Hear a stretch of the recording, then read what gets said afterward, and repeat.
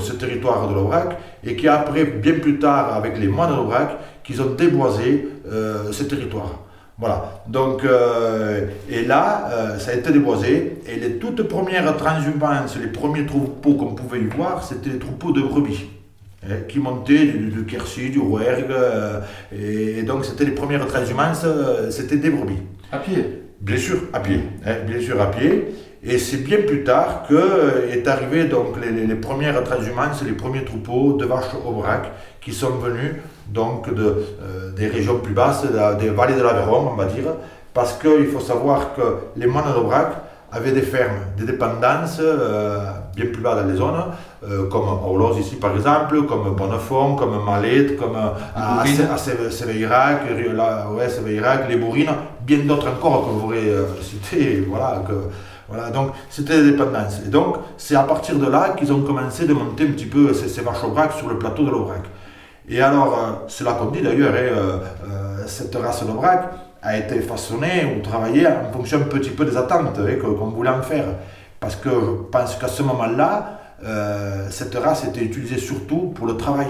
Les bœufs, autrement dit, ils étaient réputés pour leur force. Et donc les bœufs d'Aubrac, voilà, on en voulait une race trapue, une race solide sur les aplots, une race, comme on le dit aujourd'hui, rustique. Voilà. Donc ça a été d'abord pour le travail. Et ensuite est venue donc la vache Aubrac, avec les premiers burons qui sont nés, où ils ont vraiment créé la traite au buron, uniquement peut-être d'abord pour la vie ou la survie des hommes, pour dire de pouvoir manger et boire peut-être un bol de lait, à savoir, et ensuite la fabrication du fromage. Alors l'histoire veut que bien sûr les premières caves elles étaient enterrées dans la terre, recouvertes uniquement de quelques mottes, quelques branches, enfin c'était tout à fait le plus basique qu'il puisse y avoir. Et après, bon, mais bien sûr maintenant on parle beaucoup des burons de l'Aubrac, avec donc les hommes qui y travaillaient, 3, 4 hommes qui avaient dans chaque buron. On comptait sur ce territoire de l'Aubrac à peu près dans les 300 burons. Donc 300 burons à, je ne sais pas, on va dire peut-être une moyenne de 2-3 personnes qui travaillaient par buron. Il y avait toujours ce qu'on appelait le cantalès, et c'est celui qui faisait le fromage, le védélier, le pastre, et c'était les 3 hommes têtes, on va dire, qui faisaient la vie du buron. Donc là, il y a une activité fromagère, on va dire, qui a été très très très importante pendant des siècles, quoi, on va dire. Donc, c'était une richesse à la fois pour le plateau de l'Aubrac, de pouvoir faire cette production qui est le fromage, mais aussi pour les zones basses, les fermes qui étaient en bas, pour eux, ils n'auraient pas pu garder les vaches en estive l'été, cause qu'il manquait beaucoup de l'eau, et qu'à l'inverse, le plateau de l'Aubrac, c'était la richesse d'avoir de l'eau et de l'herbe en abondance. Donc c'est ce qui fait que finalement le malheur des uns faisait le bonheur des autres. Les vaches en bas, elles montaient au mois de mai, le 25 mai, les dates traditionnelles, c'était le 25 mai, elles montaient sur le plateau de l'Aubrac, et elles redescendaient les dates qui étaient bien fixes, c'est celle du 13 octobre. Voilà. Donc voilà l'activité un petit peu du plateau de l'Aubrac à ce moment-là. Au début, là, quand il y avait les burons, c'était pas exclusivement des vaches Aubrac, c'était des vaches. Ouais, c'était des vaches. Alors on peut imaginer qu'on ne sait pas si c'est le territoire qui a donné le nom à la vache ou la vache au territoire, mais comme je vous dis, ça a dû être une race qui a dû être travaillée un peu localement, quoi, on va dire. Donc d'où la race d'Aubrac. Et alors on a la chance, l'historique de la race fait que c'est en 95, je pense, ou 96, que nous avons eu l'occasion de fêter le centenaire de l'Airbook. Airbook dit le livre généalogique de la race d'Aubrac.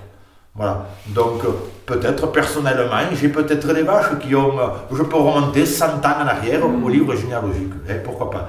Donc voilà, donc c'est comme ça que l'Aubrac a été reconnu, elle a pu tenir un registre, et après, bien plus tard, donc, le Airbook, et il s'était créé aussi au niveau du département, au niveau des cantons, on va dire, des anciens cantons, des associations de défense de défense de la race d'Aubrac. Voilà. Donc c'était à la fois des réunions, mais il se faisait aussi, j'ai la chance, c'est mon grand-père qui avait été fondateur du Joseph Niel, qui avait été fondateur du premier syndicat d'élevage sur le canton de Sailly-Chilaubrac, sur la commune de Sailly-Chilaubrac, en 1930 par là, on va dire. Hein, voilà.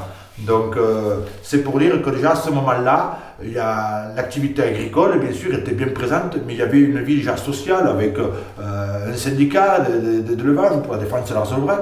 Mais à Saint-Julie, comme dans tous les villages, il y avait les foires, beaucoup de foires, et il se faisait des échanges à ce moment-là. C'est là, ouais. Ouais.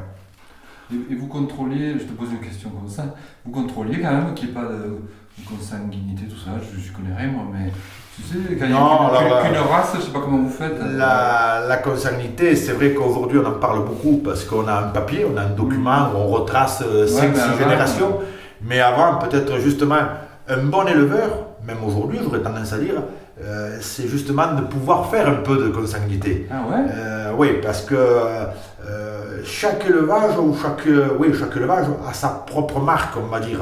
Un, il a des vaches un peu plus grises, l'autre peut-être un peu plus rouges. Il y en a un qui a les cornes, les vaches vont avoir les cornes un peu à lire, les autres les auront peut-être un peu plus basses, on ne sait pas. Chaque éleveur, avec son élevage, avait ses propres un peu critères, on va dire. Donc l'effet de faire un peu de consanguinité, comme on dit, il fixait ses caractères. Aujourd'hui, donc l'avenir, bien sûr, moi j'y crois un peu et il faut avoir un peu être assez optimiste. Mais moi je pense que on vient de passer une génération, on vient de subir, et on a subi. Alors je vais peut-être essayer de l'expliquer, mais pas trop longtemps non plus si je peux. Mais je pense que nos anciens, la génération de nos parents, si je peux me permettre de dire comme ça, ils ont construit un modèle, ils ont construit quelque chose, ils ont travaillé, ils ont travaillé pour la race, ils ont travaillé pour la famille, ils ont travaillé un modèle. Ensuite, je pense qu'il y a eu un modèle de développement dans les années 70 où on a poussé les gens à la production, à de l'agrandissement, tout allait bien, tout se valorisait, tout se vendait bien. Il y a eu, voilà, c'était une volonté, c'était politique, voilà. Donc, si vous voulez, ensuite il y a eu un peu un système coopératif qui s'est mis en place en disant il faut s'organiser pour commercialiser, pour vendre, pour ceci, cela. Voilà. Alors aujourd'hui, donc, tous nos animaux sont partis pendant des générations, pendant des années, on va dire, l'Italie, l'Espagne, pour le citer, l'Algérie et bien d'autres encore, d'autres pays. Mais ça marchait très bien, ça se valorisait très bien. Mais aujourd'hui, on est devenu tellement dépendant de ça qu'aujourd'hui, à la limite, c'est tout à fait l'inverse. Il faut que, absolument, les jeunes qui vont arriver, il faut reprendre leur destin, il faut que les jeunes reprennent leur destin entre leurs mains.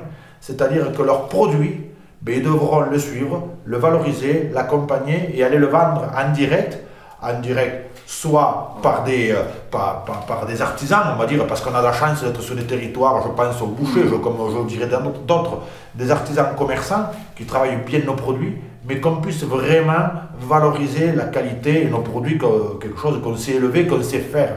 Parce que là, on a perdu complètement revenir à la taille humaine. Quoi. Voilà. Et c'est vrai qu'on a été sur un modèle aussi, les années 70-80, il fallait installer des jeunes, et dès qu'on parlait d'installation, il fallait parler d'agrandissement. Et là aussi, on est arrivé aux limites. C'est-à-dire qu'au bout d'un moment, des exploitations qui ont été au-delà de 200, 300 hectares, 150, 200 vaches, ça a dépassé ce qu'on appellerait la taille humaine. Oui. Et je crois qu'aujourd'hui, tout à l'heure je parlais d'une vie sociale, aujourd'hui on ne peut pas avoir 200 vaches et pouvoir aller à la fête du village, sortir et ainsi de suite. Donc un patrimoine qui est trop à gérer, un capital énorme, et donc ça devient même, je dirais, bientôt très compliqué à en vivre finalement, parce que les charges dépassent peut-être la valeur du produit. Donc il faut aujourd'hui que les jeunes se réinstallent sur des petites structures et qu'ils s'approprient du produit et qu'ils le valorisent. Voilà. Le produit il coûte tant, on doit le vendre tant, tout simplement.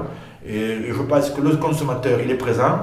Alors on dit qualité, mais il faut aussi dire traçabilité. Ça veut dire qu'on sait d'où c'est qui vient le produit, là où il est né, et ainsi de suite.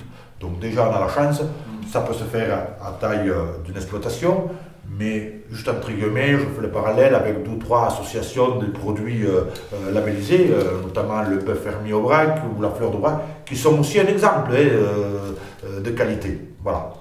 Donc je pense que je crois en l'avenir, on va dire, je crois en l'avenir parce que, ma foi, on n'est pas plus malheureux de vivre dans nos campagnes que dans les cités où seuls les uns sur les autres, ils ne se supportent plus et c'est pas mieux, quoi. C'est pas mieux, voilà. Oh, l'uenamon sulla montagna, niente che dopo stirar, di l'erbe spessa l'oiginso nostro vorrei traso d'ostan.